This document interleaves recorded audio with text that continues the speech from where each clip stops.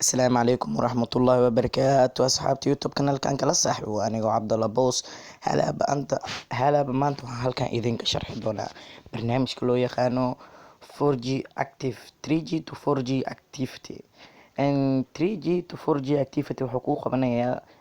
simka somnetka ama simka khadka dad wadato wuxuu kaa caawinayaa inaad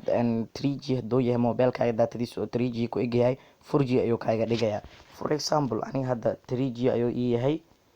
4G waa programkan aan ku tuso 4G waa kana waa programkan 3G to 4G convert waa kana waa programkan aad u jeedaan programkaas waaye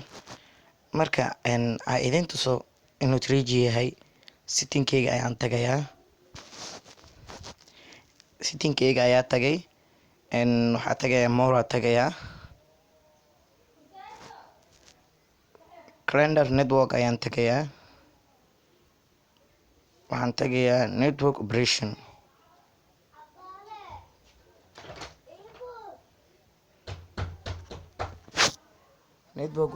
ayaa tagayaa saad u jeedaan waa sergen waa raadinoyaa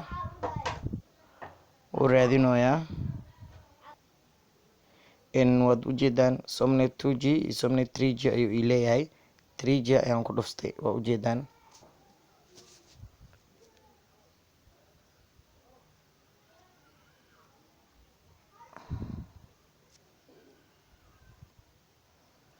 marka 3G hadda ii yahay 4G ma ii lahan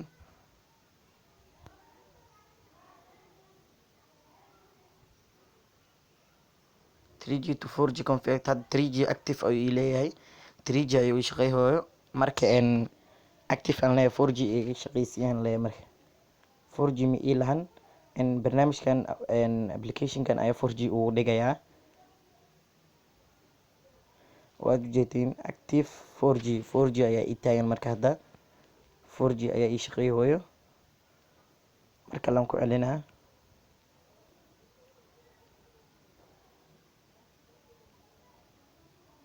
waad u jeedin asxaabta 4G la ii shaqeeyo ilaa hadda marka kanaalkayga Cabdalla Boos subscribe saar waad mahadsantihiin waxaan halkan maanta inaga tabayo anaa Cabdalla Boos.